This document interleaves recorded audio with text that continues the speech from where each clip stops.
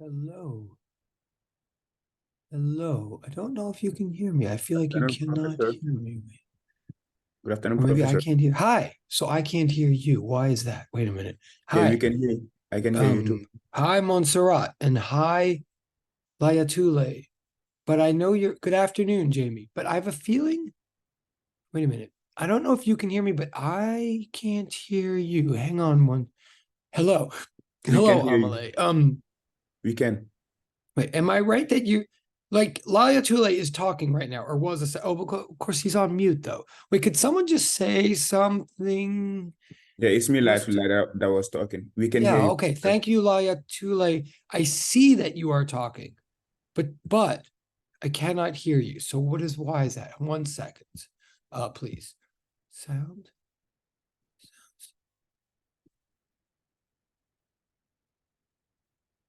What is happening? Hold on.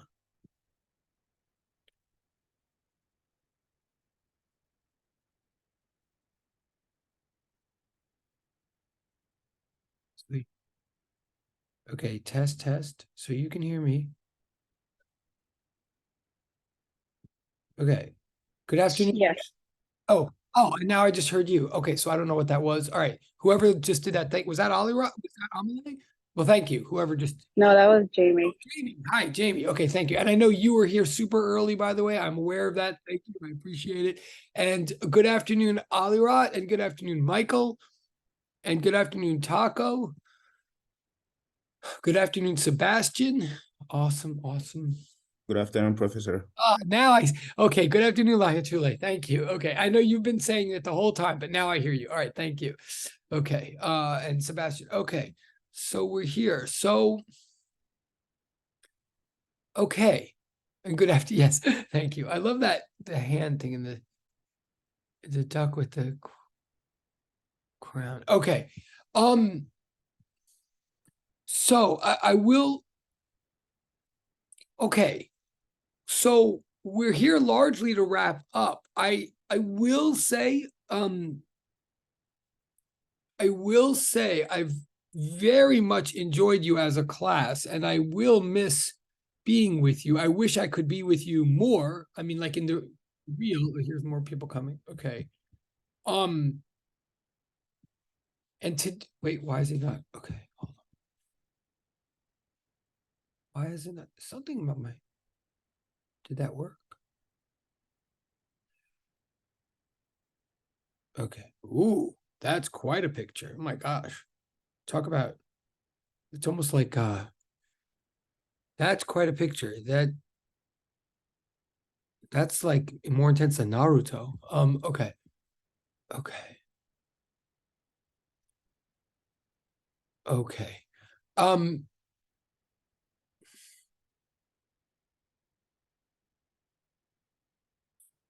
we are here today mostly to wrap up, to bring the semester to a close, to make sure that what we set out to do, we did, or what we set out to learn about, we learned about. I will, it's very, well, okay. I will admit that of all days, today, any, I should really say this. Any amount that anybody could show video today would help a lot to me. I mean, even if it's not now, even if it's only for 2 minutes, it's always true. But today in particular, on the last day, it would be great to see some of you. Partly so I really can remember who you are for the future, especially if you need help or support of any kind in the future, like letters of recommendation or anything like that. It would be great to have one last memory of who exactly you are, but also it would be great if anybody shows video at any point today. Also be great because today my main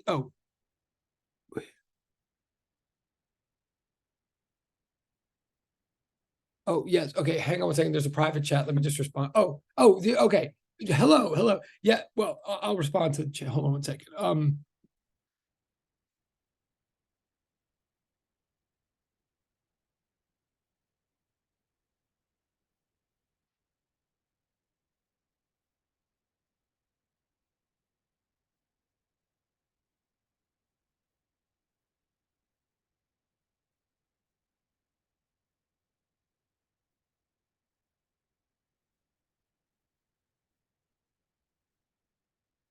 Okay. Yeah, okay, more people are coming. So yes, what I'm saying, oh, got it. Got it. Got it. Okay. Okay. No, I definitely appreciate so today is to make sure that we're all okay. This is everybody's, including my last shot to make sure that we can all end this with as much satisfaction as possible, which really means two things. Like my main goal, there's a lot of loose ends that many of us, including me, have to tie up. Loose ends, not. My main goal is that as many of you as possible end up earning as high grades as possible. That is, I would like everybody to end up with high grades that they've earned in the context of this class. And I would also like people to walk away having learned something, and maybe even liking physics no less than they did before they started the class. Like part of the goal of this is to keep you thinking that there's something worth thinking about in physics, whether you ever get a chance to or not again. And the hope of this class to everybody is that getting a high grade and liking the material are not, in fact, in contradiction. Like that's the hope. Sometimes they can be, as you know. I mean, but hopefully here, if you end up with a high grade, it's because something pleasant and somewhat edifying occurred. So let me deal with grade issues first before we go any. So I want to address some grade issues before we go any further. Number one, many of you, in fact, honestly, most of you have still not received the grade or the feedback that you deserve on your midterm exam. That is totally on me. I want to address that. Now, you've known that for some time, but let me be clear about that. I have failed to get back midterms to most of you, and that's bad, and I'm not proud of it. The reason I'm bringing it up, and I still don't have them right here, they still will be graded. There's no way I can give you a final grade in this class without having finally sat down now that all the classes are over, and now that I'll have actual time to do things like that. They will count and your work will be credited, and it will be the case that I will see the fine work that you did. But of course, it won't be the case that anything you did on the midterm could help you for the final, and that's a problem, and I'm aware of that. So one thing I want, and what that almost, believe me, the human being in me, because of that, sometimes when this has happened, this is not the first time this has ever happened to me, but I don't like it when it does. Of course, just so you guys know, there's a part of me that when I realize, oh my God, I still don't have their midterms for them, there's a part of me that thinks, let me just not even make them take a final, because how cruel is that for them to now have to take a final when they didn't even get their midterms back? Part of me has that instinct, but that doesn't make any sense. I hope you understand that I cannot do, because then literally you have like no grades determining your grade like that, and you don't close down the semester and blah, blah, blah. So I can't not give you a final, and as you know, you were just preparing for it yesterday or 2 days ago with Moses. So we're going to talk about that in a second, but let me make clear one thing that Moses may not have said. I don't know if he did. And that is, and I'm going to say, this is an important thing I'm about to say about your grades. I am apologizing about your midterms, but there's more content than just an apology. So I want to make sure before I say the content part, can you please raise your electronic hand if you are hearing me right now? Like if you, okay, or any kind of hand. Yeah, okay. Okay, that's good. Okay, thank you. Thank you, Taco. Okay, and thank you, Josh. Okay, so this is what I want to make clear. On a global level, I get that it sucks that you didn't get your midterm back. Like really, I'm not trying to dismiss that at all. And I get that it affects you in more ways than one, in terms of anxiety about grades, in terms of preparation for the final. There's only so much I can do about it, but there's two things I will do about it. One thing is you're going to take a final, which, as you know, I think you know already, is like hopefully shorter and less stressful than your midterm. But then what's going to happen, and it's going to be take home and all of that, like the thing that you just practiced with Moses, it's take home, it's open universe, all that stuff. But I want to be clear that what's going to happen after I grade both of your exams is, for each one of you, whichever exam you do better on will count more than the one you did less well on. Okay, I can't throw either one away, because that really wouldn't even be fair to you to have your entire grade, like so much of your grade based on just one exam when you didn't even know what you did on the other one. Like that really actually wouldn't benefit you if in the long run, if I threw one away. But what I will do is what I just said. I just want to make this super explicit that whichever one you do better on is going to count basically twice as much as the other one. So I think it's twice as much. It's something close to twice as much. So is that right? Yeah, yeah, twice as much as the other one. So what that really means is if it's my part of my way of compensating for the fact that you're partially compensating for the fact that you're going into a final sort of without like really exactly knowing where you stand. What that means is if in your gut you basically feel like you probably did do okay on the midterm and you've been waiting for the exact number, but you basically feel like it was okay, it means you shouldn't over stress about the final. It means the final is just there to close down the shop for you, and that you should not be worried that your final is going to ruin any work that you did in the middle of the semester when things were freer. Okay. Conversely, if you have huge anxiety that you really know that you probably beefed the midterm and you've been waiting to find out or whatever, then assume that the final is your chance to severely rectify that situation. Okay, and I mean that to all of you. And I hope that, again, that doesn't take back. I mean, that doesn't undo any mistakes I've made, but it is meant in the spirit of acknowledgement. So again, just to repeat, whichever of the two exams you do better on will count more. And that's for each of you as an individual. Like obviously for some people, that'll be the first exam, and for other people, that'll be the other. Okay, so first of all, raise your hand if you just heard that, like if that's clear. Oh, yeah. Okay. All right. Cool. All right. That's good. Thank you. Second of all, take that in the spirit also of like, I'm a human being and I feel bad. I do. And I don't want to dwell on, I'm not going to spend 2.5 hours talking about it, but I just also want you to know that that is a gesture that's in the spirit of when you go into this final or when you go into this next week of closing down all of your stuff and you have whatever anxiety you may have. I mean, I know Lord knows this time of the year makes me anxious, and I'm not even you. So also know going in that whatever I said on the first day of class still stands. It's not that I won't cheat for anybody. I won't give A's that aren't A's, or I won't make up exams for people that if they never took them or something like that.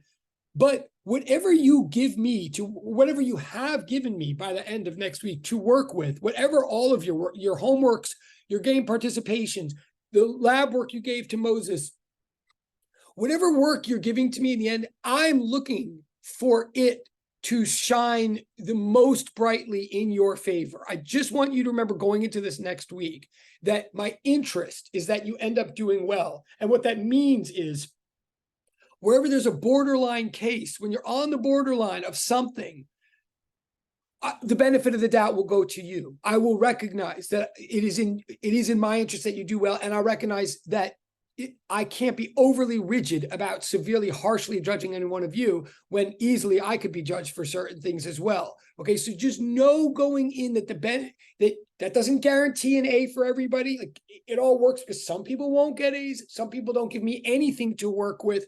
But if you have given me something to work with this semester, I'm going to work with it. And the system is designed to reward this. The grading system is designed to reward your best efforts, which really means in the day, and I will move on in a second, but I don't know. I find this whole period of the semester so stressful for everybody. It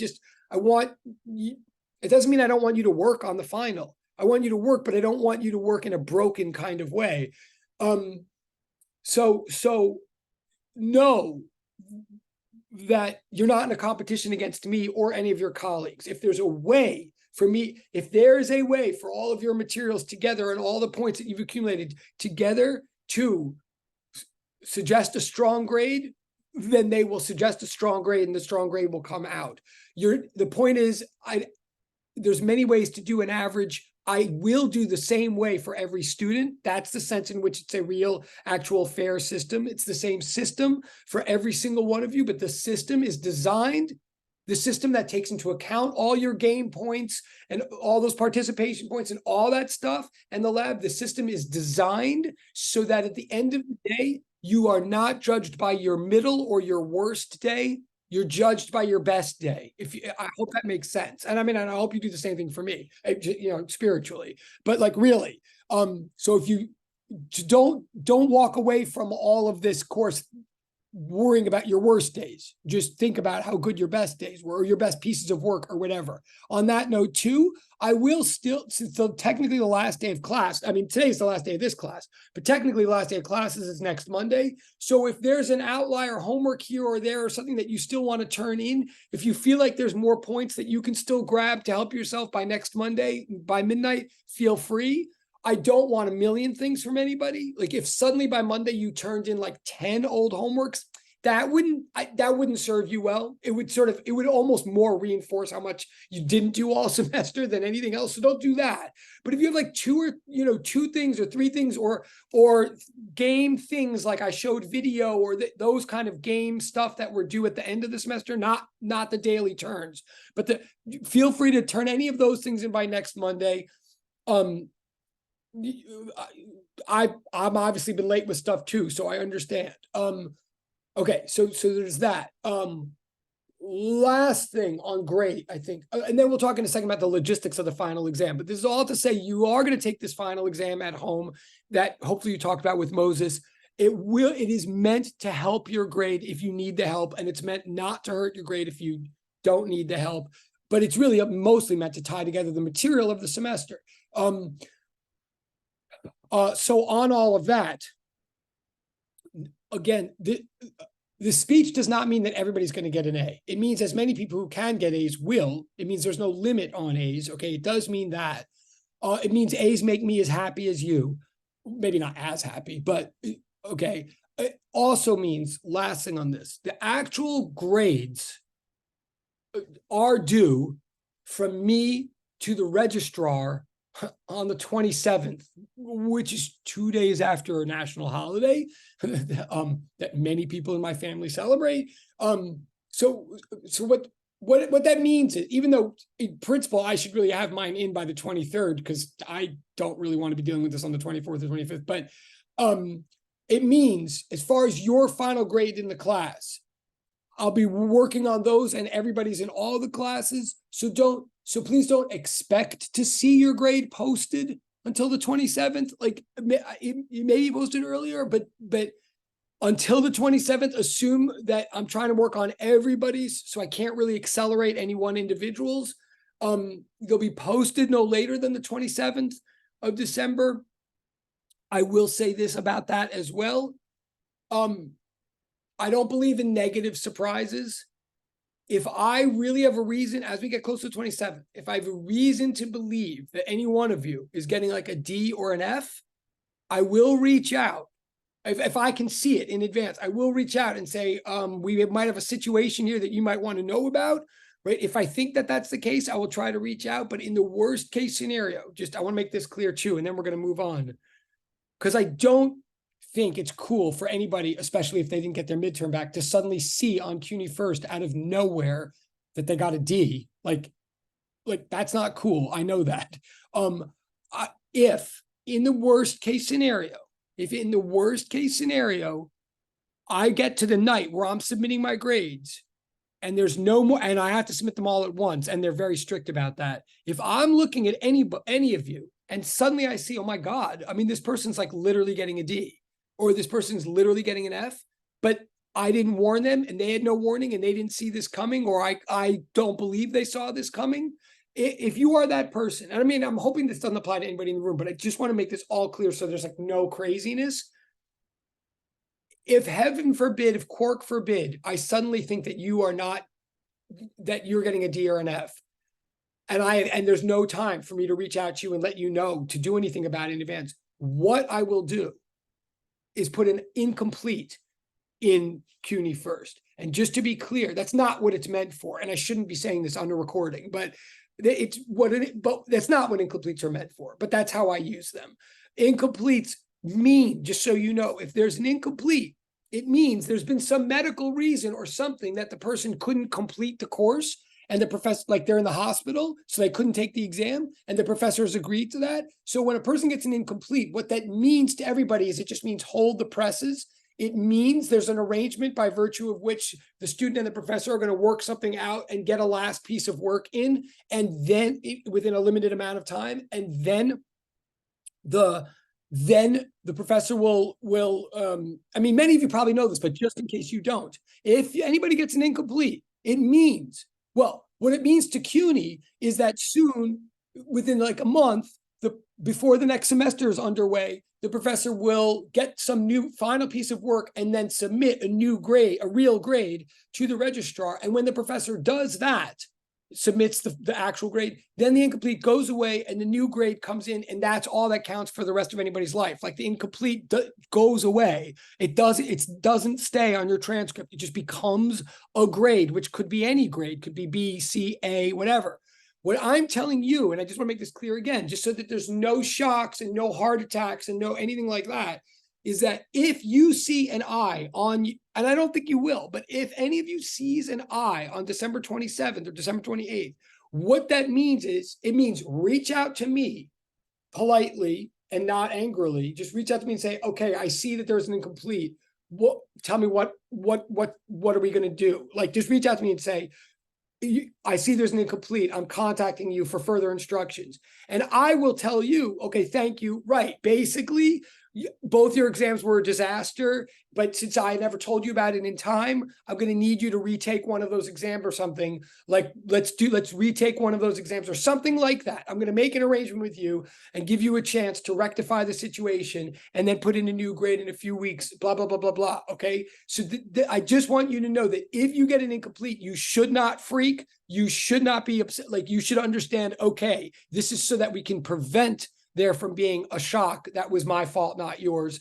And so we can rectify the situation. But if you don't ever contact me, and this happens also, like, it's also like a challenge. Like, it's a saying, I assume you're in good faith. You've been in the course and I didn't give you enough information to help you pass. So please contact me and now we'll help you pass.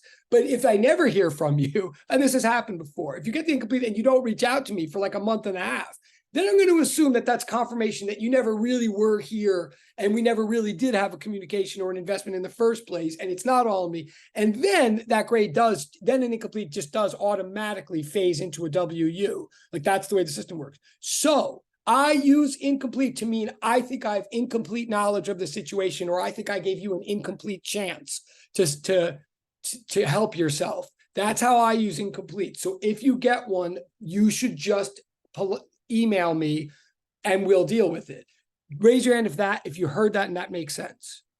That's okay. Josh, thank you. Emily, thank you. Okay. Okay. Talker, thank you. Okay.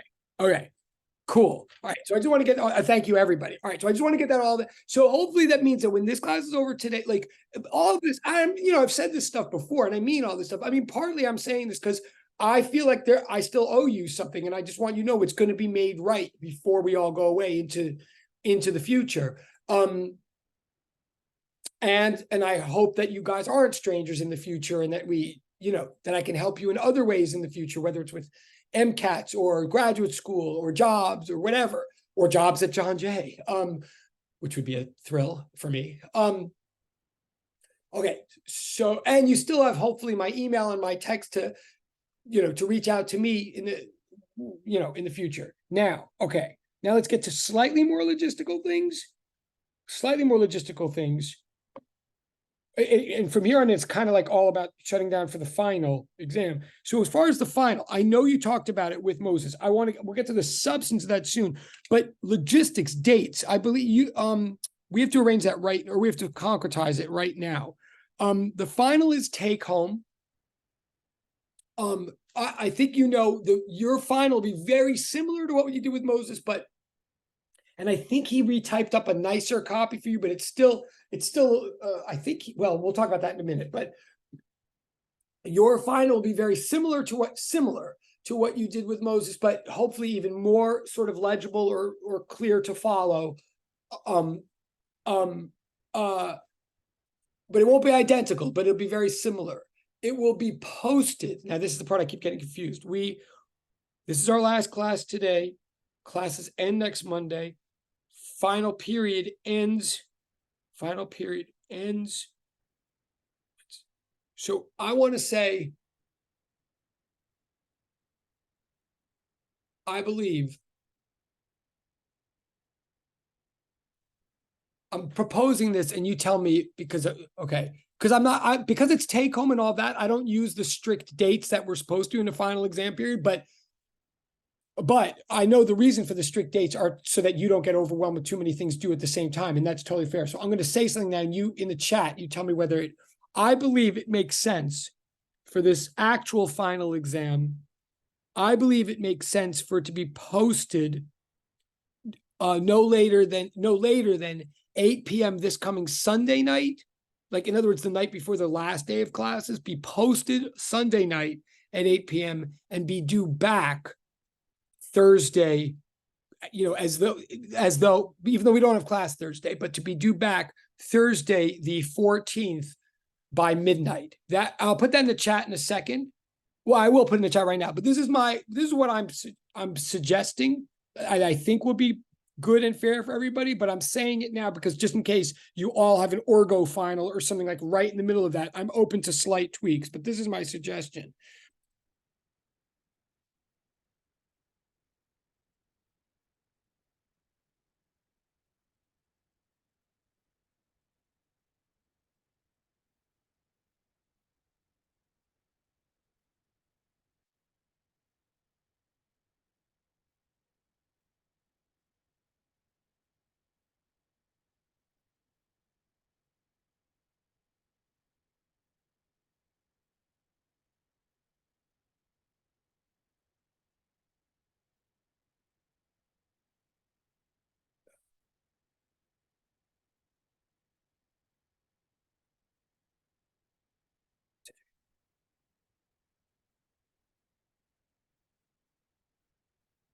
Okay, wait. Oh, I'm so sorry. Okay, I just wait, interesting. Wait, okay, wait. I'm looking at the chat. All right, so I just put it in I put the proposal in the chat. It is a proposal just so you can see it concretely, but I'm looking in the chat. It is okay, I'm looking in the chat.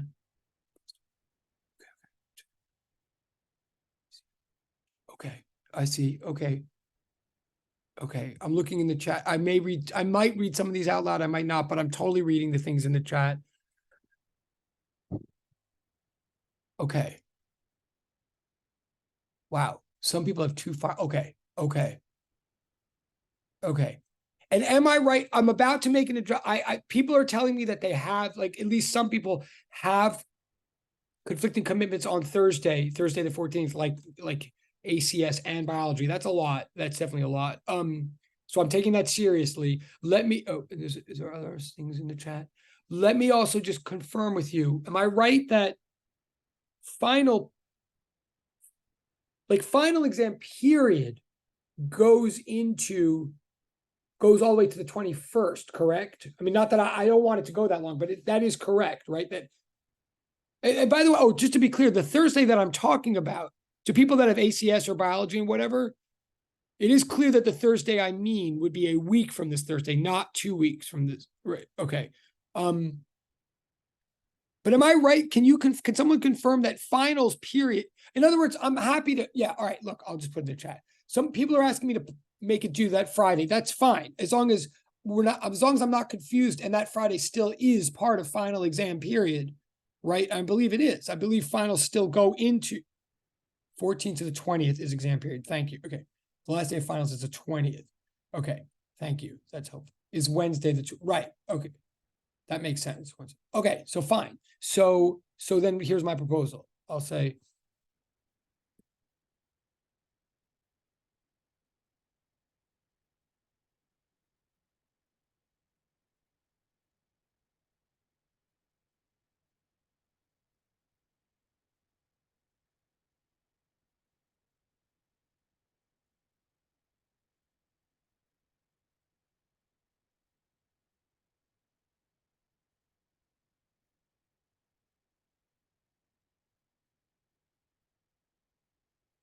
so is this what we're saying? And I'm going to put this in. So I'm going to pause for a second. Everybody should look in the chat, in the public chat, what I just proposed, I think is based on the feedback that I just got from you. Let it sink for a second, or like check your calendars or whatever. I'm going to provisionally, while you're looking, I'm going to put it in. And in a sec, so it's not, this is not like strict democracy or anything, but it is, and we do want to get this resolved, but I'm going to wait a beat for you to check. And if there isn't any strong feedback against this, I'm going to put it in. You think, okay. Yeah, in fact, it would be really, so someone just put in the direct chat that they think it's okay. I think putting something in the direct chat would make me feel a lot better. If you can even just put in like, okay, I mean, I understand not everything is a little bit not okay, but if you could put something in the, okay, cool. Right. That's funny. Yeah, just put something in the direct chat. No, I know. Look, believe me, I hate this too. I mean, you can tell. I mean, I don't hate it as much as you do, I'm sure, but I do hate it. Okay. And I never get good at it, as you can tell.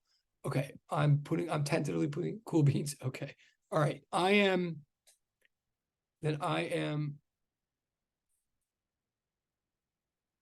putting it in Google Classroom right now.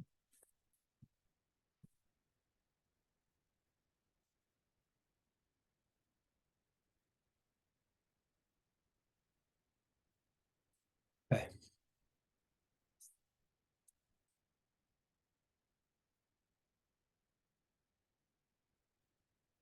Okay.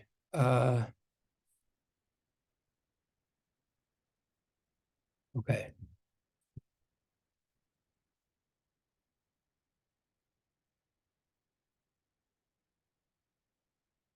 Okay. I'm just checking that this is okay. So you guys are agreeing. All right. So I'm about to, I'm gonna give you one more minute. I'm taking like silence as tacit consent here. So like one more minute if you have a strong objection or something like that. And the reason I have to be this strict about it also, I mean, I'm trying to be flexible, but it is true that once we set this, like we can't mess around because the registrar is so strict about grades coming in when they're supposed to. Okay. But I am posted. Oh, is good. Okay. Thank you. Thank you, people in direct chat. Okay. I'm seeing. Okay. I am going to put this in and I'm putting it in my calendar. Hold on 1 second. And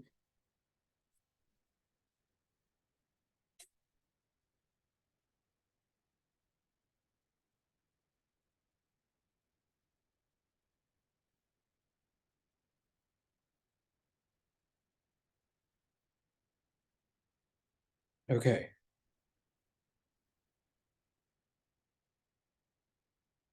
Okay.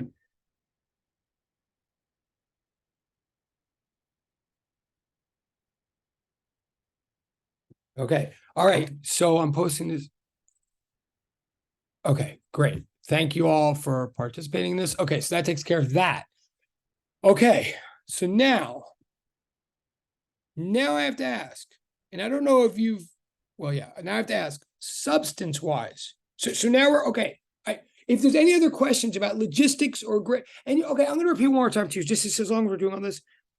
You know how the grading system works, right? Like just really quick. I mean, this is like, you could rerun the original tapes, like the original videos of the first 2 days of classes, and you can look in the syllabus, but just very quickly, because I know from experience that everybody in a way, we all just start tuning into these issues like now.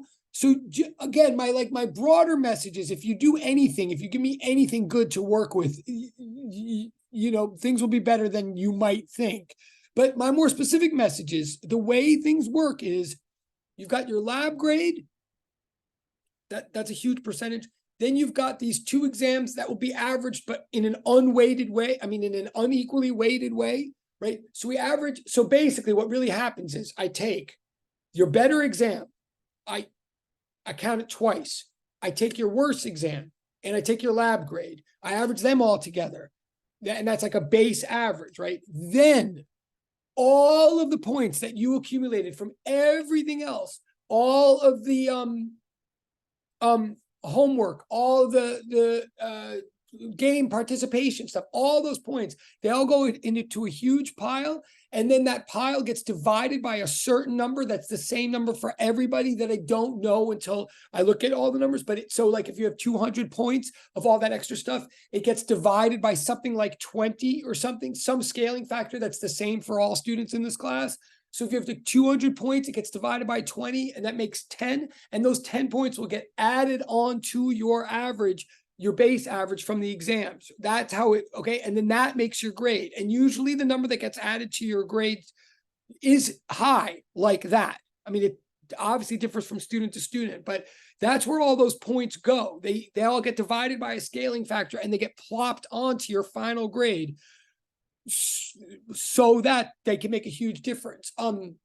Then if you're then I reserve the right to give 1 point of what in the olden days we would call class participation, but I would now call scholarship because everything else counted as participation. I can add 1 point to your grade after all the other things if you've been in any way engaged or invested or present, or if I know who you are, I can add 1 point to your grade. And what's the point of that 1 point? The point of that is that even after all said and done with all the other math, if you're right on the bubble, you have like a 92.7 or some insane thing that science professors would at City University of New York would often be inclined to be like, well, to 3 significant digits, you have an A minus, not an A. No, I can give you 1 extra point to make sure there's no ambiguity, and then you're off the bubble and you have your A, or whatever it is, off the B minus and you have your B.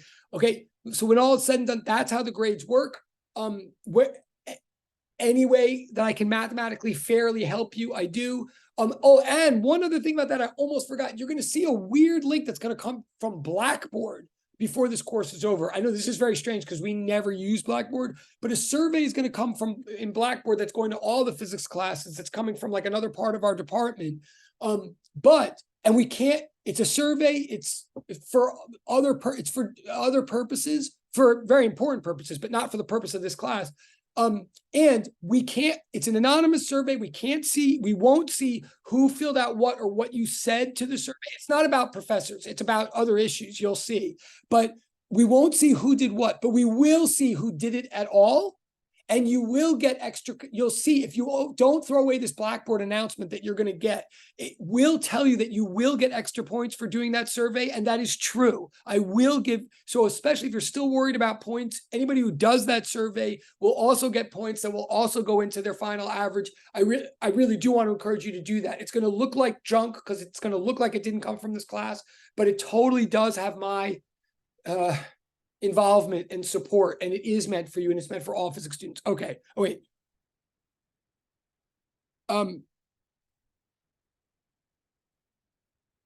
1 second. There's things in the direct chat.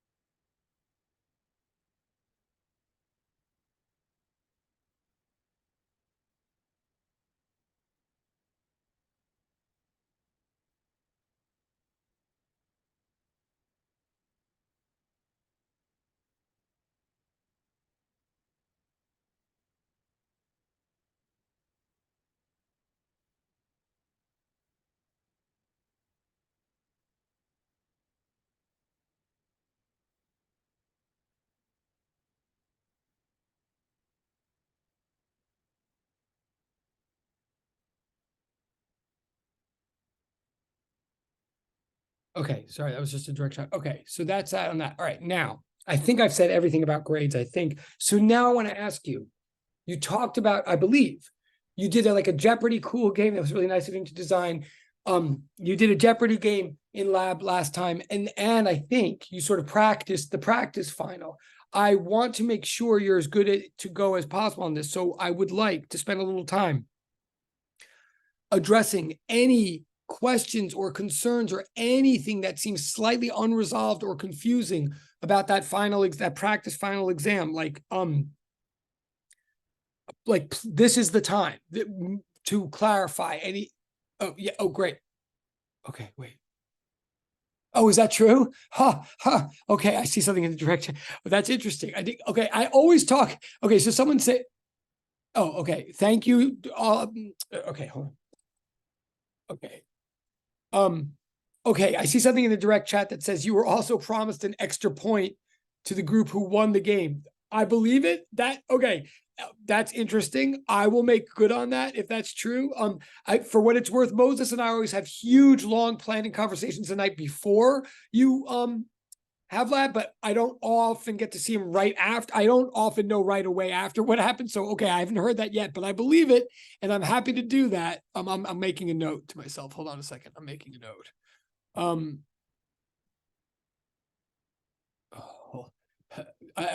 I gathered it slay, but is that right? Or is he kidding? I mean, I'm going to verify this with Moses. I'm writing a note right now. I promise. Hold on. But let's do, okay. I'm glad we're getting to fun issues like that. So, and I'm glad you're still paying attention. So wait, where am I writing? I don't even know where to write this. Okay. Yeah. Okay. Extra point.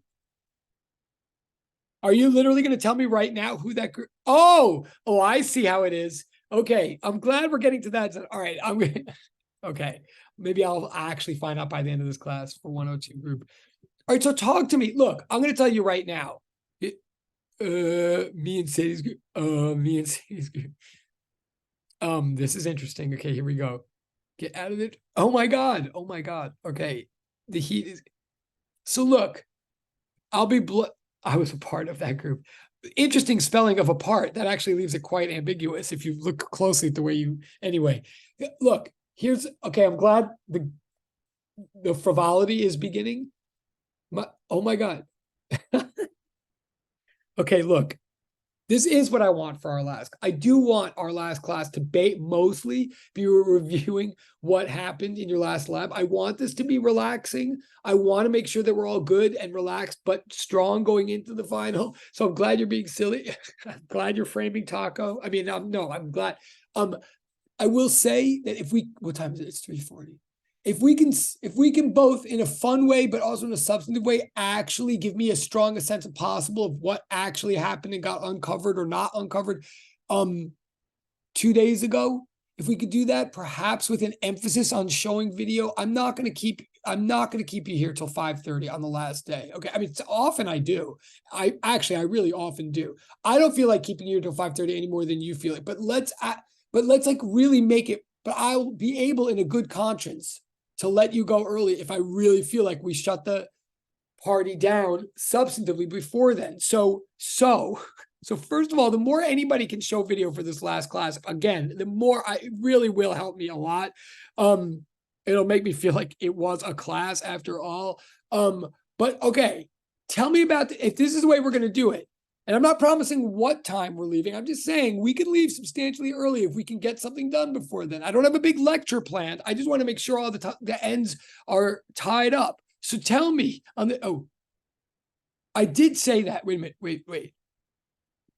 So yes, direct chat person just asked, and I'm glad that someone just asked me to clarify. Did I say that I give 1 extra point for participating actively? I did say that, yes. And I'm saying each and every one of you, I have the right in the syllabus. It actually says in the syllabus that I can give, after all is said and done, even after all the technical participation points, I can give 1 extra point for engagement or scholarship or investment, whatever you want to call it. And generally what that means is if I know who you are at all, if you've made any impression, and certainly the mere fact that I know Taco by 2 different names at this point means I know who he is. For example, like the person who's being framed, I mean, like he would be like, I know who he is. And I would recognize him if I saw him in the street, which is kind of the goal here. So would he qualify for that extra point? Yes, he would. Like, you don't have to move mountains to get the extra point. Why does anybody care about the extra point? You would care about it if you were right on the borderline. And that's the point of it. So I'm also saying, if you feel like you have been out to lunch this entire semester, like showing video today would be a helpful thing to do. But okay, can I kindly bump it up to 2? All right, so someone just asked, can I bump it up to 2 points? I don't think you're going to need that. But also the answer is no. But believe me, again, if you've been with me, if you're even still paying attention at this point, making jokes like that, I believe you've been in the class, and probably you're not desperate for those 2 points the way you might think, probably. But let's keep this going. Tell me, this group, you say you won the team that's claiming to have won. Name one question you got right and explain the answer. Just let's get into a little bit of physics here. So I want to hear somebody say something about physics that occurred on the last day in lab. Like what, if someone's claiming to be the winning team, how the heck did you win? Let's go. Let's go.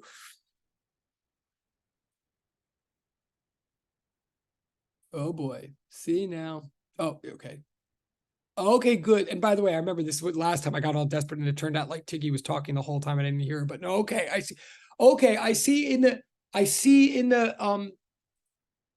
chat, the redshift. Cool. The redshift. Yes, big topic for the final exam. What's the deal with the redshift? What is the red? What could someone in the chat or somewhere or with voice, please? What is the redshift? The ever expansion of our universe. That sounds familiar. I feel like you might have said that last week, but yes. Okay. But now that's awesome. Yes. Now, by the way, yes. Awesome. Thank you, Tiggy. Oh, now she can. What is this? Like, what a tease. All right. But fine. I'm getting my notes. Okay, cool. I'm Okay. still here. I appreciate that. Even just so that we can, because as we all know, she's been on the borderline of that 1 point. I mean, it's not clear whether we know who Tiggy is at this point. It's not clear whether I was just joking, but okay, well, all right, anyway. But what I'd love is, speaking of expansion, all right, no, and I'm psyched, and I know she was saying that last week, and I couldn't even hear her about the ever expanding universe. Now let's be a little scientific for a second, though. Like, yes, she is right that the redshift ultimately indicates to us that we live in an expanding universe. And yes, that is a punchline of this class. Could somebody, and it could be her, it could be not her, it could be Josh, it could be somebody fill in the gap, like the redshift ultimately indicates that we're living in an expanding universe, but either A, tell me, how does it indicate that? Or B, if you don't want to do that, tell me specifically what it actually is. Like, what it implies is that we live in an expanding universe, but what actually is it? Like, what I'm looking at, wow. Okay, that's funny. She is a concept. All right. And the way she's playing with the video right now is, okay. So that was fun. Oh my God, there she go. All right. I'm doing everything. I'm like violating everything I ever learned in the teacher school that I didn't go to. Okay, wait. Roland, when an object is moving away from us, the light, cool. Okay. When an object, so Roland says, now we're getting somewhere. Okay. And again, I'm going to torture you for like some of this period, but not the whole thing. When an object is moving away from us, the light from the object is the shift, is what Roland says. That's good. That's very helpful. In general, when an object moves away from us, the frequency of the wave emitted by that object is lower to us than it is to that object. Like, I'm just filling in now what Roland just filled in, right? I agree with him. Like what shifts is the frequency of a wave when something moves away from us. And in this case, the wave that we're talking about is light. I totally agree. Could someone who either is Roland or Tiggy or Josh, and I'm sure it's obvious to Roland because he just said it, but I just want to make sure we're clear. What object in this case, what is the object that is sending light to us and supposedly moving away? Like, what objects are sending light to us whose frequencies seem to be the twinkly holes in the sky? Awesome. Thank you. Yes. Awesome. Okay, great. Oh, and someone in direct chat. Yeah, I don't know why this is so damn funny, but yeah. No, awesome. Yes, it is. Okay, the stars. Right. Okay, so stars send us light. We think that the frequency would be measured to be a certain number in the frame of reference of the star, but then we get the frequency to be a different number in the frame of reference on Earth. Right. And we get and the frequency that we get is higher or lower than the frequency as sent by the stars. like the frequency of starlight, according to, awesome. Thank you, direct chat person who has to go, awesome. All right, look, yes. Okay, so because it's lower, which means more red than violet, right? Like red is low frequency light, violet is high frequency light. Because it's lower, we say the stars are moving away from us. Absolutely agree. Now all of that assumes that light is a wave. Why do we, could someone, maybe someone new, tell me, why do we believe that light is a wave? Or why do we believe that light moves as a wave? Oh, and I see someone else in the chat also said lower. That's awesome. Thank you. So 2 people in the chat said lower frequency. Thank you. But what basis do we have for believing that light is a wave? Or that light travels as a wave?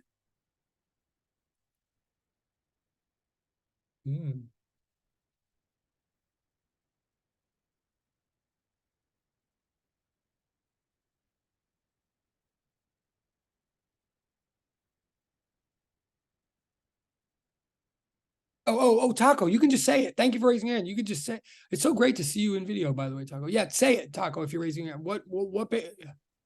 So we answered this one in class, but I don't remember the exact answer. I just know it was the experiment Thomas Young did with the silts. I just know that there's a specific property that waves share that lights also share. Good. That was by the way, that was super honest and super clear. Like, for the record, yes, I do have to agree with Tiggy's thing of let's go, Taco. And seriously, to everybody, can I just point out what he just did? And this is not to but since it's our last day, the way he just did that is, and I'm not contrasting to anything else that's happened in the room thus far, but honestly, the way Taco just did that, said what he said, is really what we're looking for in the short term from your work in this class, but in the long term from you as scientists. What I mean is this: if you listen to what Taco just said, he didn't say everything in the world. He didn't say everything that's true. He didn't even actually provide every single piece of information that the question was asking for. Like, he didn't, and right? But he totally told us exactly what information he had to provide. And he honestly told us exactly what information was missing from his answer. I'm being dead serious about this. This goes back to the 5-step method in the first place, really. What Taco, and I'm not trying to make a big deal of Taco, but but it is Tuesday. No, it's Thursday actually. But like, really, what was cool about his answer is he made it 100% clear that he knew exactly what the question was. Like, that was scientific dialogue. He's like, you're asking for the experiment that demonstrates that light moves as a wave. I can tell, I know that's what you're asking. Here's the guy who did the experiment. Here's what the experiment was called. And the experiment revealed that light had a certain property that only waves have. And I don't know what that property is.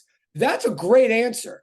Like, it, and literally, as you all go on in life and pursue your scientific careers or your graduate school or medical school or whatever, I'm serious. I hope that you maintain the humility and the objectivity and the lack of bias that we're all sort of trying to get across in this course, which is that science isn't about knowing everything. It's about knowing what we know and knowing that we don't know what we don't know and being able to state to the public exactly the distinction between what we know and what we don't know, right? Like, the only reason ever to listen to scientists and to think that there's any certainty at all to anything any of them is saying is because a good scientist always gives you an uncertainty value right after he or she gives you a certainty value, right? What we're really doing is saying, this is the domain of this is the range of my knowledge. And outside this and outside this, I don't have a freaking clue. Like, that's what makes us credible. So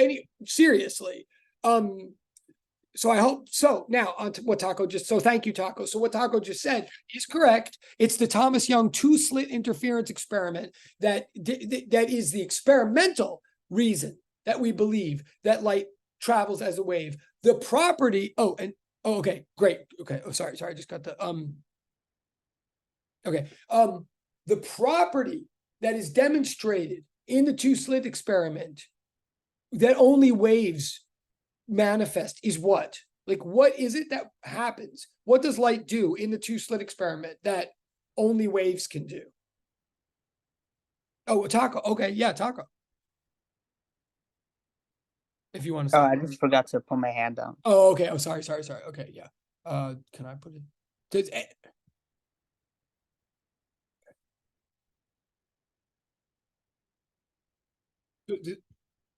does anybody want to take a stab? I'm going to ask again.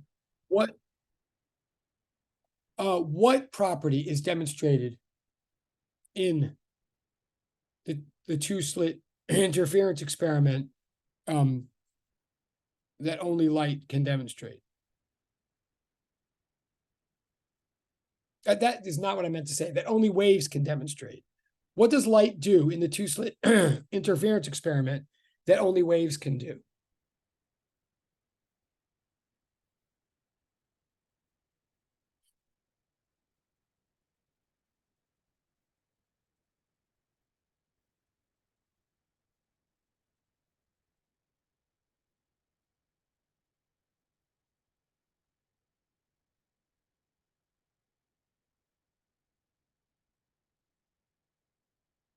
I take back every, no, I don't.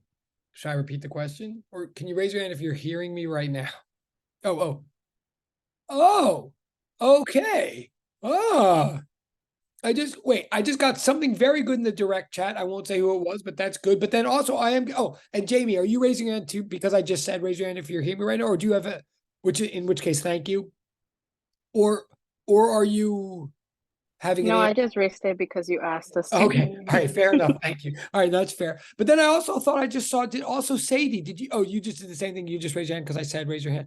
Okay, well, I'll read. Well, what someone just put in the direct chat. Oh, okay, fair enough, What someone just put in the direct chat is that light settles in the two slit interference experiment. Light settles into an interference pattern. That's right. Like light interferes with itself, or light from one slit interferes with light from the other slit. And what I mean by that is that there's places on the screen where light, let me say this actually in a specific way that I haven't said before. There are places on the screen where if you covered up one slit and just let light go through that one slit, it would hit the screen and it would be light there. And if you covered up that slit and just uncovered the other, light would go through the slit and there'd be light at that point on the screen. But then we open up both slits, light goes through both slits, and on the screen, we see darkness. That's key. There's many places on the screen where light could have hit the screen from either slit, but when both slits were open, somehow we get darkness. And it's not just it's not just like dark out there and dark out there. It's alternating bands of darkness. So in other words, there's a lot of places where light can reach. It's not that light can't reach those places. It totally would. And it totally does if you cover up one slit at a time. But it slams into those places from both slits and we see darkness. That would make no sense if we were firing baseballs or bullets or electrons even at a screen. There's no way that if you let a bunch of electrons go through one opening and a bunch of electrons go through another opening, why would two electrons that could hit on a screen vanish and make no electrons whatsoever? The only way to explain how light from one slit plus light from another slit makes darkness is if we believe crests are hitting troughs and canceling out. That is something only waves do. Again, to bring it back to the beginning of the semester, two particles cannot be in the same place at the same time. And certainly when they're in the same, and they certainly can't like cancel each other out in the same place at the same time. Only wave crests and troughs can do that. So okay. So I'm looking in the chat now. So I'm saying, yes, the fact that we see dark bands, alternating bands of dark and light on the screen when we shine light through two slits is what tells us light actually travels as a wave. Yes, what I'm referring to is constructive and destructive interference. Correct. Yes. And you went over this in Jeopardy. Good. I'm reading the chat. Yes. Okay.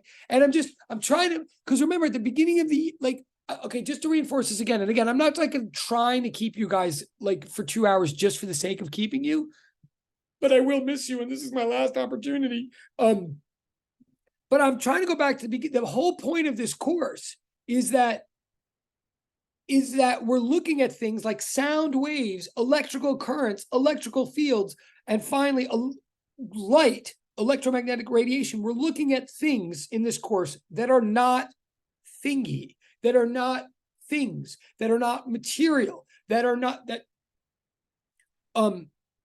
like, let me remind you, with sound, no matter how advanced technology is, no matter how powerful a microscope or an audioscope that you ever develop, you'll never find a bit of sound. There's no such thing as a particle of sound, right?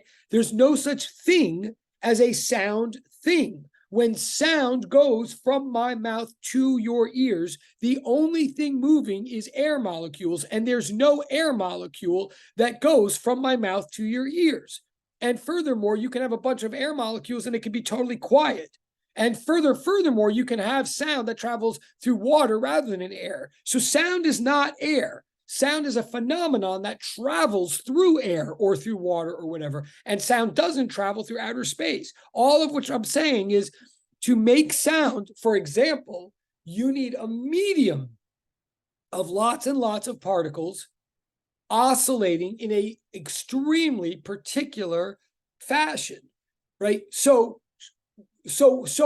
all that means when someone refers to something as a wave, when they say sound travels as a wave, okay, I'm just going to say this. I said that doesn't mean that it's a wave type of thing. It means it's not a thing, right? So just to do this little speech one more time that I've done before, I think I've done before. Like, if you've ever heard this question, is light a particle or a wave? And you probably have heard it since 7th grade in one way or another. If you hear that people went back and forth about this question over centuries and centuries of research, like after a while, it can sound like a very boring, stupid question. It certainly did to me after a while, and I was a physics major. Like, I did get sick of hearing people say over and over again, first, all these geniuses thought light was a particle. Then 100 years later, all these other geniuses proved that light was a wave. And then these other geniuses 100 years later proved that the first geniuses were wrong and actually light was a particle. And it went back and forth until the 20th century, when a bunch of new 20th century geniuses said, we believe in quantum mechanics and we believe it's both. Doesn't that blow your mind? My point as a physics student was like, that does not blow my mind at all. It drives me nuts. It's just really annoying at this point to keep hearing that, because what I thought they were saying, what it sounded like to me, besides wah, wah, wah, what it sounded like to me was that they were saying, first, a bunch of geniuses thought light was this type of thing, like vanilla. Then they thought it was this other type of thing, like chocolate. Then they thought, no, it's not chocolate, it is vanilla. And they went back and forth and back and forth. And then finally, some genius in the 20th century said, I think it's a swirl. I guess it's a swirl. It's both chocolate and vanilla. And everybody was like, oh, no way. That required some severely advanced math to come to that. That's how it sounded to me, like vanilla or chocolate, vanilla. Oh, both. End of story. Isn't your mind blown? My mind was not blown. But that's because I misunderstood the whole thing. I really did misunderstand the whole thing. When we go back and forth and talk about whether light is a particle or a wave, it is not like asking whether ice cream is vanilla or chocolate, or it's not like asking, is a dog a cocker spaniel or a golden doodle? It's not that. We're not asking, is light. I mean, if it were that, of course it would have occurred to people that it could be both or something. Or of course people wouldn't be that big of a deal just to not know what type of thing a certain thing is. When people for centuries have been asking, is light a wave or a particle? They're not asking what type of thing is light. They're asking, is light a thing at all or not? That's what they're asking. They're saying when light comes from a light fixture or when light comes from the stars, are there a bunch of little things coming down, going into our eyes that are called like little light particles? Like that is true when electricity flows. There are a bunch of little things called electrons that are moving around. Like okay, like some things are made of little things, or a house that's a brick house is made up of lots of little bricks. Like some things are made of little things, but other things that seem like things, like sound, turn out not to be things. There's no such thing as sound. There is a such thing as air. There is not a such thing as sound. It turns out that sound is not a noun. It's more like a verb. Sound is an activity that air can perform. Like a bunch of air molecules can move in a really, really specialized way and create this phenomenon called sound. So I'm just trying to say, like, so when they ask, is light move as a particle or a wave? What they're literally asking is, does light freaking exist? Or is light just like a phenomenon, like an activity that some other thing performs? Right now, whenever something is a wave, when we decide that something is a wave, like sound, we're deciding that some bunch of things is performing an activity called sound, right? And when we say that something is like sound is a wave, or ripples in a pond, right? Ripples in a pond are not the pond. Ripples are not water. You can have a pond full of water and it doesn't have to have any ripples at all, right? Or you can have ripples in water, but you can also have ripples in like, grass. So ripples are not the same thing as water, and water is not the same thing as ripples, but ripples ultimately, whether you see them fluttering through a field of grass or you see ripples fluttering through a pond of water, you're seeing something, it's real, it obeys the laws of physics, like it'll get over to this place in this amount of time, but it's not a thing, right? A ripple in a surface of a pond of water is not a material entity. How do I know? Just like sound is not a material entity. What do I mean when I say that sound is not a material entity or a ripple is not a material? I mean, among other things, you can have two ripples in the same place at the same time. You cannot have two freaking material entities in the same place at the same time, right? You literally, if two baseballs hit each other, they bounce off each other. They don't morph into one like special baseball with double the size, or worse yet, they don't morph into some baseball that temporarily disappears and cancels itself out and becomes no baseball, and then 5 minutes later becomes two more baseballs again. Like, that's crazy. Things don't do that, but waves do. Waves do. So when people ask, is light a wave or a particle? They're asking, does light actually exist as a material entity or not? And as of 1809, we came to the conclusion that, at least in certain contexts, it appears that light does not behave as a material entity. It interferes with itself and cancels itself out under certain conditions. So light is more like sound than like a baseball or an electron. I'm almost done yammering, but as long as I'm doing this, I want this to land with you. Like, that's pretty cool to say that light, it doesn't exist. I mean, I think it's pretty wild to say that light doesn't exist, to say that it's a phenomenon, and then to say, oh, so then when starlight comes from the outer space and it seems redder to us than it seems to the stars, I guess that means the stars are moving out and we're all in a universe that's expanding. That's all pretty wild. But one question that might occur to you if you're really putting this material together, one of two little things I want to leave you with, since I'm hoping this is sort of clear, or at least clear enough to get an A. One thing is, if we say something's a wave, that means it's a pulse or a vibration or a set of vibrations in a medium, right? Like, we can't have sound without a bunch of somethings vibrating at a certain rate to make that sound. If you take away all the air and you take away all the water and you take away the guitar strings or whatever, and you go to deep outer space,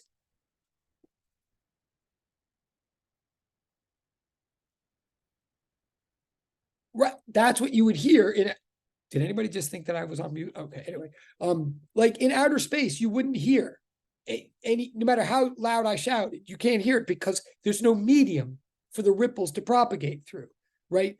Air is not sound, but we need air or something like it to we need something to wiggle to make the wiggle that is a wave.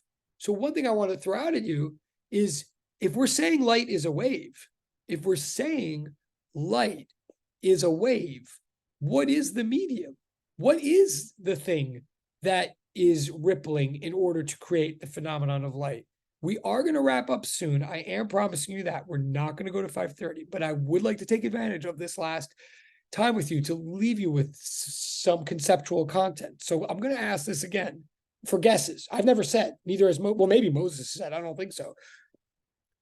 Well, first of all, raise your hand if you're still with me. If you still hear me at all, raise your electronic hand or your hand.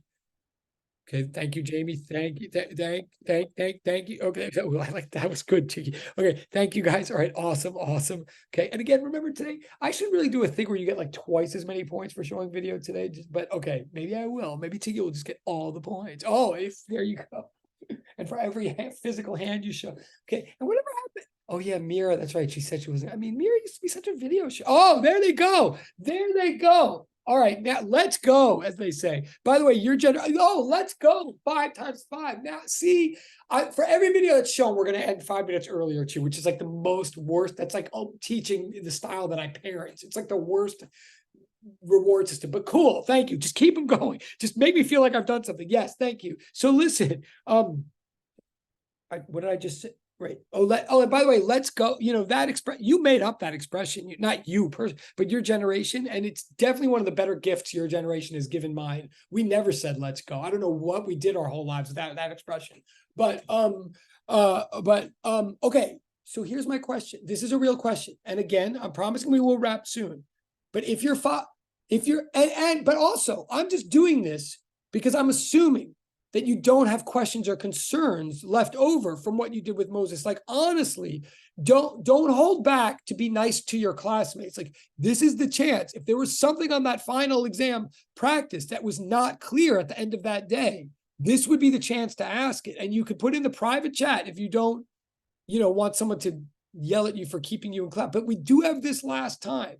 So please put in the chat. But I'm assuming I'm going to keep going here. If there's no issues about that practice exam, okay.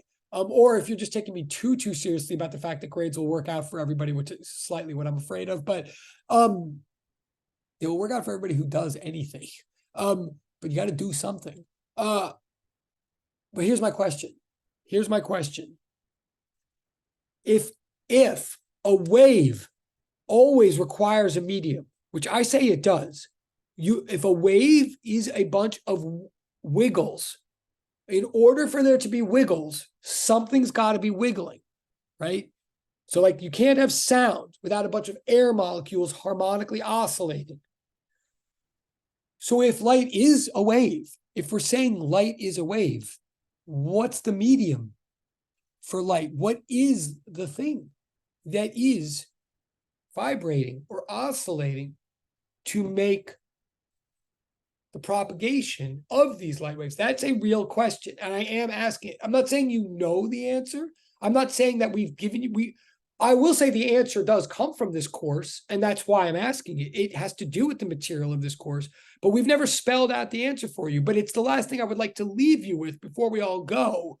So I want to take conjectures or guesses or thoughts, or I understand the question, but I have no freaking clue. Yavram, I would like to get at least 3 things in direct chat. I'll repeat the question again. You can even just write, I hear the question, but I do not understand. I do not have a guess or whatever. The question is, what is the medium for light? If light is a wave, what is the stuff? Like again, right? Sound is a wave, but that means there's stuff wiggling to make sound. The stuff that's wiggling generally is air molecules, or like water waves are waves in water. Water is the medium for water waves. What's the medium if we're saying light is a wave? And you are like, sorry, what? Sorry, what? I thought there wasn't a medium for light. You are not correct. Well, first of all, no, that's good. First of all, can I back up and say that what Tiggy just said, again, like Taco before, the fact that Tiggy just said that, and especially made the face that she just made, which I would never know if she weren't on video, so thank you. The face that she just made made it 100% clear that she totally heard my question. Let's start with that. Like, she is on the right page to like look almost eye rolly at me and be like, wait, that's not on. She's almost saying there's something wrong with that question. And so thank you. Second of all, she's not crazy. I mean, she might be crazy for other reasons, but she probably has heard, you may have heard, that there's no medium for light. I believe that you've heard that. I'm here to question. I when I'm done with this, you'll see why it's not, why you might have heard that. And I'm going to modify that, but it's not crazy that you've heard that. But also, I'm not crazy for going against it. You'll see in a minute. But let me say to everybody, you may have heard that too. You might have heard light is a wave with no medium. But here's the thing I want to stop and say again. If you're really understanding this course on a conceptual level, you will see that even if you've ever heard that, and even if you've ever heard that in a science class, that can't be right. Like literally, that can't be right. And I'm not making fun of, I'm definitely not making fun of Tiggy like at this moment. And I'm not making fun of any of you who thinks that you've heard that. And I'm not making fun of any professor who's ever said that to you. But think about it for a minute. This is the whole thing about science. You might think that that sounds right because the professor might know about certain experiments that you don't know about or something like that, or like has some knowledge that you don't have.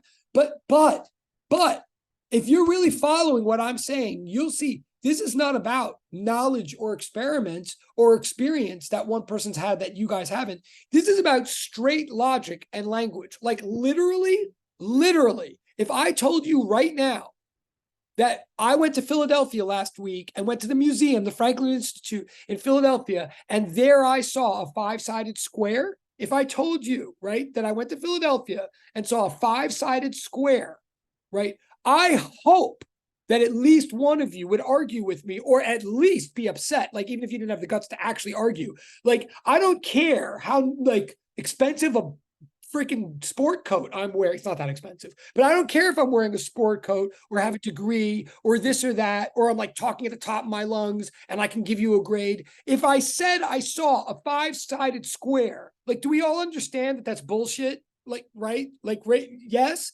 Right. And this is where science gets really crazy. If I said I went to Philadelphia and saw a 5-sided square, and then one of you like timidly raised your hand or like respectfully raised your hand or like, I have kind of an issue with that because I thought squares meant, here we go. Oh, I'm seeing something in the direct chat, which I'm totally going to look. Okay, I'm going to look at that in a second. But I want to make this clear. I don't care how much authority I try to wield over you. If I say I saw a 5-sided square, and if you would be right to think, wait a minute, I haven't seen everything in the world, but I thought squares were shapes that by definition had 4 sides. So if you started to say, like, are you sure you, if I then turned to you and said, oh yeah, have you ever been to Philadelphia? Have you ever been to Philadelphia? I didn't think so. Right. Thank you, Tiggy. Right. Then like, and this is what science people do all the time. Right. Like, I mean, if I got all up in your face and like, you don't know, like, no, we should all have the comments to understand that some things are strictly language. There ain't no 5-sided square. I don't care whether you've been to Philadelphia. Now, where am I going with this? And I'm going to look in the chat because I'm psyched. It's people are doing things in the chat. All right, I'm going to the thing I want to lay down right now is to say that anything is a wave without a medium is literally on the same level of incoherence. Like, wave means a wiggle, right? To say that there's a wave that doesn't have a medium is to say there's a wiggle, but nothing's wiggling. Like, that literally makes no sense. That can't be right. Right? I'm serious, right? So now what I know what they mean when they say that, I think, and now I'm going to look in the chat. So but it's not crazy that you absorb that, but I'm trying to say now that this stuff all is meant to actually make sense.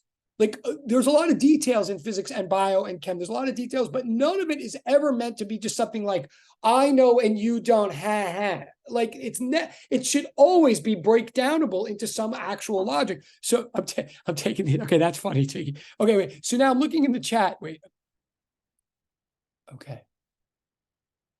Okay, whoa. So there are interesting things in the chat. Okay, first of all, he's taking offense. That's fair. Okay, I will take back I'll sell you the jacket. But now what I see one thing is in the direct, well, okay, first of all, you see in the public chat what Taco wrote, was it something relating to the electromagnetic field or something electromagnetic? That's very interesting. that sounds familiar to me. I think he's onto something there. And by the way, maybe that doesn't exactly contradict what Tiggy said. Maybe it's kind of why Tiggy heard what she heard. And then I'm going to read something else that's in the direct chat. And I'm going to read something else that's in the direct chat, which is similar. It says, light is an electromagnetic wave. Okay, so there's that electromagnetic thing again. That means it does not need a medium to propagate through, or does not need a translucent medium. This now, all right. So here's that's what I meant. So Well I was right. Well, first of all, obviously the moral of every good story in the end is, so I was right. I mean, in fact, that is the lesson of this whole course is, so Tiggy was right. Like, in fact, that's the last question on the final. Was Tiggy right? And the answer is yes. Okay. But, and was Tiggy correct? Okay. But now, all right, I'm going to address this very briefly. I'm going to say the part I don't like, and then I like the contributions in the chat. They're good enough for me to almost end on. Where it says light is a blah, blah, blah wave, that means it does not need a medium to propagate through. I'm going to respectfully object to that. I'm still going to stand by my claim to say that light doesn't need a medium. I'm sorry, to say that any wave doesn't need a medium literally makes no sense to me. And I think really makes no sense, period. Like, I don't think we could call something a wave if it doesn't have a medium. Okay, wait, yeah, same. Okay. Right. I don't think, like, literally, like, in the same way, it's not a matter of discovery or experiment. I just don't think we can talk about squares that have 5 sides, and I don't think we can talk about waves that don't have medium. Like, that just is not that's a different word then, right? But what the people are saying in the chat and what Tiggy is saying, I think is the important point. Half the reason we spent all this time on electric fields in the middle of the course, electric fields, right, is that electric fields are like a bunch of vectors or lines in space that represent information in space of protons or mass points that are in space. Yes, I agree that it turns out that the medium for light waves, the medium does exist. The medium does exist. There is a medium. And that medium is electric fields. And yes, something called magnetic fields as well. And magnetic fields are just moving electric fields, to be quick about it, to be blunt. They're all ultimately the same thing. Electric fields are the medium for light. That is true. And that is a deep point. And what that specifically means, remember when we introduced electric fields in the first place, what that specifically means is there's a proton here and there's an electron here, and the proton pulls on the electron with an amount of force that is based on how big the electron is and how far away the electron is. It pulls with that force, like through the empty space, whether they're touching or not. If the proton starts to pull on the electron comes closer, the electron is now closer, it's at a new position. The R between them, the space between them, is now a different number. Now, according to our belief, the proton now pulls harder on the electron, right? Which implies that the proton somehow knows that the electron is now at a new position, right? Somehow, and how do we account for that? How do we believe that the proton knows where the electron is even after the electron has changed position? Or how do we account for the fact that the electron, or vice versa? Because apparently we believe that the proton makes a field, that the electron sends out the information of its whereabouts to every point in space. It plots down a vector or a line at every point in space that says where it is and how big it is. We believe this, right? That's what the field is, the information of the electron everywhere in space. Now, here's the thing. When the electron moves, all that information changes, right? It's now sending out when the electron moves, it's got to send out an update to that field of information. In other words, all those vectors have to change.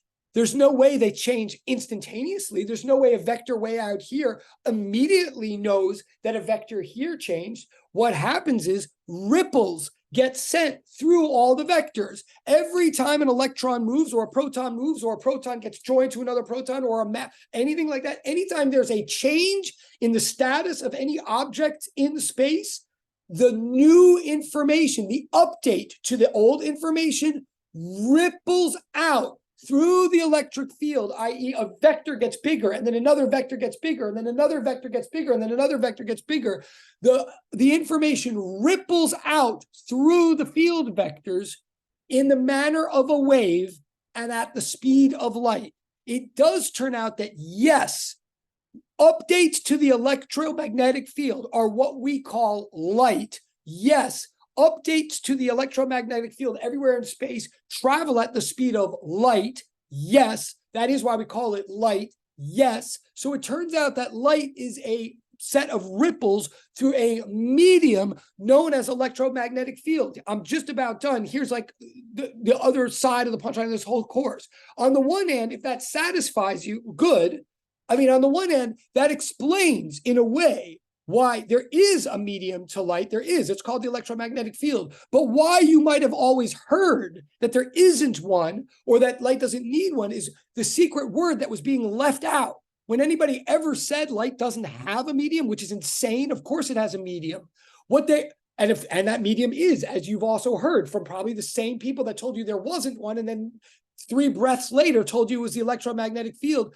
The tension there, the reason for that is that light does have a medium known as the electric field, but the electric field is not material.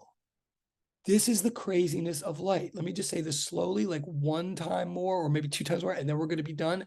Remember, sound is immaterial. Sound is immaterial. We believe in it. Sound is immaterial. We believe in it. We understand it because it's ripples through something material known as air. We believe in waves. We believe in immaterial things because they are ripples through things that we can relate to that are material, such as air. Light is immaterial. It is updates. It is ripples in a medium. But the crazy thing is that the medium for light in the first place is just a bunch of vectors, is a bunch of information. Light is an immaterial pulse through an immaterial medium. Light is raw information pulsing through a sea of raw information. This is why light is the exception to all rules. This is why light is so special. This is why the speed of light is different from the speed of sound or anything like that. Light is a ripple through the medium known as electromagnetic fields, and electromagnetic fields are everywhere in the universe. So light, like all waves, light travels at a speed that is always constant relative to its medium. But unlike sound, you can't move past the medium of light, and you can't move the medium of light. You can't do anything with it because electromagnetic fields are everywhere. I'm going to say it one last time and then we are done. Light is an immaterial ripple through a medium that is immaterial. Light is an unthingy pulse propagating through unthingy medium. Light speed is the rate at which the universe changes its mind. Every time the universe has a new thought, every time there's new information here about something that's happening over there, the new information update propagates at the speed of light. Light speed is the rate at which the universe changes its mind. I'm not letting Sebastian into the room because we are done. Oh, Professor. Oh, yes. Just to clarify. Yes. Make sure I was right. Oh, is that the point? Okay. And folks, just so you know, we were about to go, but now she's going to be right. No, okay, go. I'm sorry, guys. No, go. They already know how I'm like. Okay. So light, it can travel through a vacuum, unlike sound. Right. So it does move through a field, but it can move through a vacuum. It can move through a vacuum. Unlike sound. Yes, very good. If vacuum means no air or no stuff, no materials, no atoms, no molecules, then yes. And it better be true that light can do that, because otherwise we wouldn't see starlight. the thing that's so mysterious about sound light is that it gets here at all. How the hell does it get here? It's getting here through a vacuum.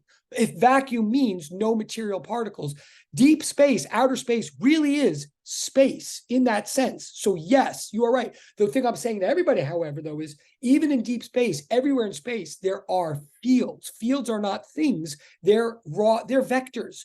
What light is literally rippling through is freaking immaterial vectors. Yes. Does that, okay. So, okay. So mic drop. Okay. So guess what? That was, that just shows that so goodbye. Have a good week. Good luck on your final. Text me if you have Thank any you, questions. Professor. Thank you so Yes. much. Thank you guys very much. Thank you. Happy holidays of all kinds. Yes, you can get an extra point or two for your excellent participation. Yes. Goodbye, folks. Thank you, Professor. But thank you guys. Thank you very much. Have a good one. Yes, it's been a pleasure. Have a good one.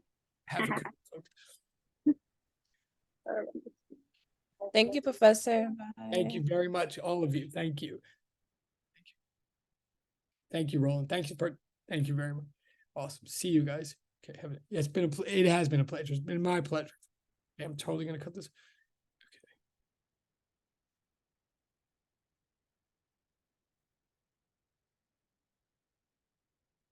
And you guys good, Michael and Madonna? Okay, maybe we're shutting down. Bye. It's been a pleasure, folks.